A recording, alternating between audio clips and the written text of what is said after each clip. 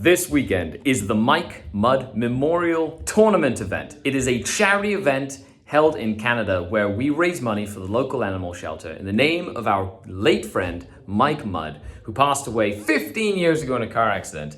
Every year we get together to celebrate him, to raise money because he was an awesome gamer and hobbyist and a fantastic human being. So let's go to the event, taking a fun list of Drukhari. Let's see how it goes.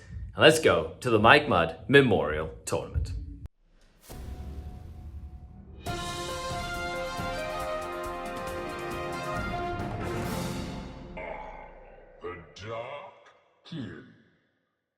As always, I'm here at the studio. We're going to go over the crazy list that I brought. Then we're going to play 3 awesome games of Warhammer. We're going to see how the event happens and how it does.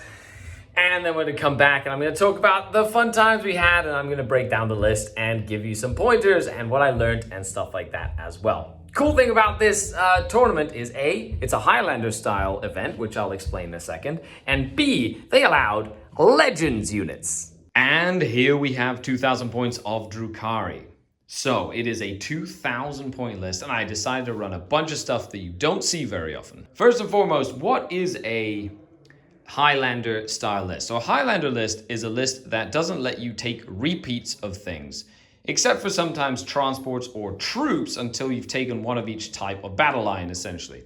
So in this case, I only have 1 duplicate in the list, which are the 2 Venoms. The list itself, I decided to go for a full real space raid for theme. So I have Archon Skari himself, Lilith Hesprax as my succubus, and a homunculus as a homunculus with the Art of Pain. I also brought a Beast Master with his Beast Pack as the characters. In battle line, I've got 10 Kabalite warriors, 10 racks, 10 witches all together. And then supporting the unit, a bunch of different stuff. Really cool part of it is we're able to bring legendary units. That's right, 2 legend units. 1, the Forge World Reaper, which is essentially a budget poor man's Ravager, but of course it's all Forge World, looks really, really cool. And a model that you have probably either never seen or have just heard rumors of. This is the Raven Strike Fighter, one of the original aircraft for the Drukhari. And it's essentially a razor wing, but it is better.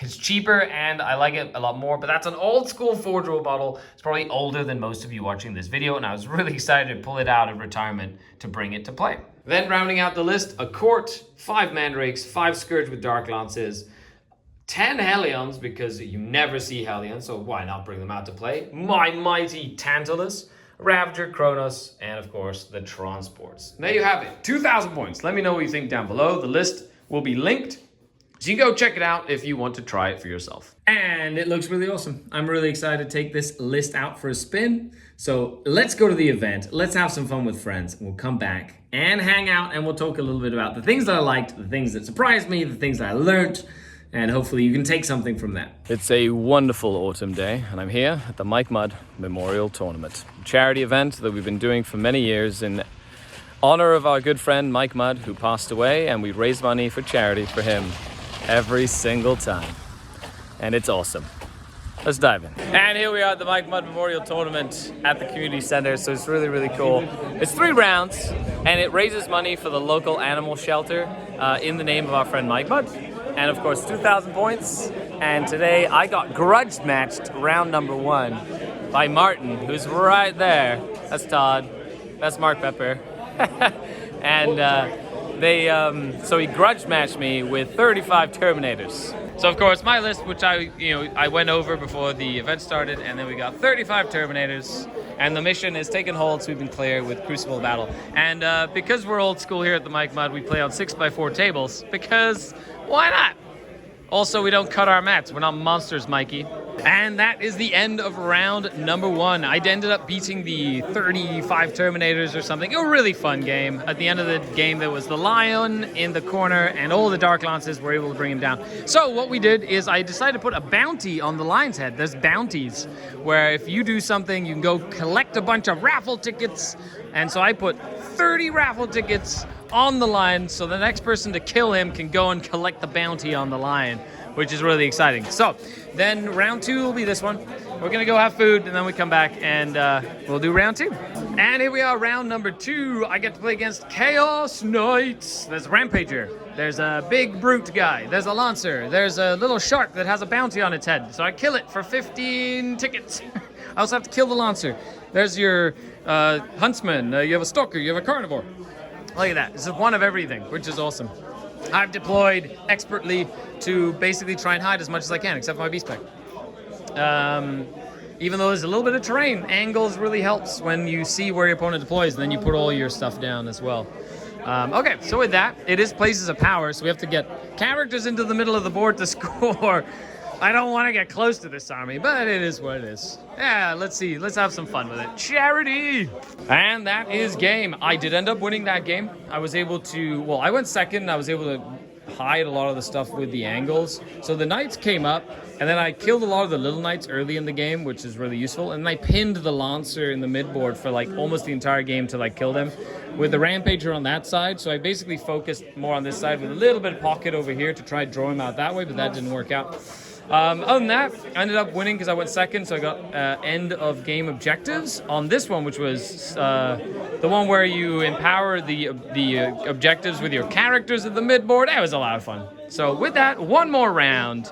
I got 2 bounties. I killed the Lancer, and I killed a little knight that looked like a shark.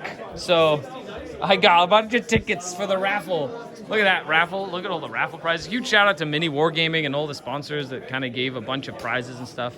And then this is the huge bounty tickets. Look at that. Bounties for everything.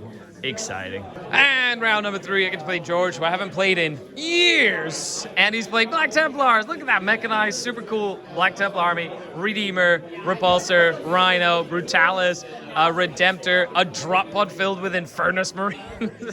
There's just some really cool stuff happening, and it's fabulous. Okay, so with that, wish us luck. Everybody, thank you so much for coming down to the Mike Mudd Memorial Tournament. Every single year we have just a great time, and it's awesome. So we'll have one more game. We'll see how that goes. Then we do raffles and stuff, and I can't wait to talk about the list and what I liked and things like that as when we get back to the studio. And we're back at the studio after the Mike Mudd Memorial Tournament. What an absolute blast. The event raised almost $4,000 for the local animal shelter. Thank you so much to everybody that participated. It's a 13th annual Mike Mudd this year. I went undefeated, 3 wins, 0 losses, but Hamza snuck up under the radar and grabbed that coveted trophy where his name now gets engraved and put on the shield, which is really, really cool. And a huge shout out to all the other people who participated, the winners, everything. So let's dive into my Real Space Raid list and see what cool, fun stuff I found out while playing. Well, what do I like about the list? Well, first and foremost, if I were to change anything to the list, I'd have to take the legends out. So that's 130 points and 95 points. So 225 points. Well, what do I do with 225 points? I'd probably put in 2 more units of Scourge. That's about a very simple, that's literally keep the list pretty much the same and just add 2 more units of Scourge. And I have 5 points left over, which you could, I don't know, use somewhere. I put Artipain on the Homunculus. That was really useful. Lilith was quite good. She killed quite a lot of infantry as well. And then Archon Skari was okay. You know, sure. The Hellions did pretty much nothing. I'm very sad about the Hellions in the list, except for that last game where they actually came down and won me the game against the Black Templars because they could kill Space Marines. Once the Armor Contempt was vected or made more expensive by Archon Skari, the extra 2 damage attacks on the Hellions came quite handy. The Raven was excellent. I wish I could use this all the time. If I do another Crusade campaign, this Raven is going to be part of that Crusade, of course. And last but not least, everything else is stuff that we've seen and that works really, really well. The Hellions and the Forge Roll units were the ones I was really keeping an eye out. Lilith did surprise me, so she will definitely make it back into a list at some point. The Hellions, I just wish they were cooler and had, like, they were cheaper or strength 5 or I don't know, something else. They're just this close to being awesome. And then the Raven. I want my Razorwing jet fighters to be Ravens. That's what I want. Tantalus was cool, died every time but killed a bunch of stuff and everything. Oh, and then my Kronos. I like did not get any pain tokens back almost ever. That's like 2 tournaments in a row that my Cronus has been just neglecting my pain. But with that, what do you think?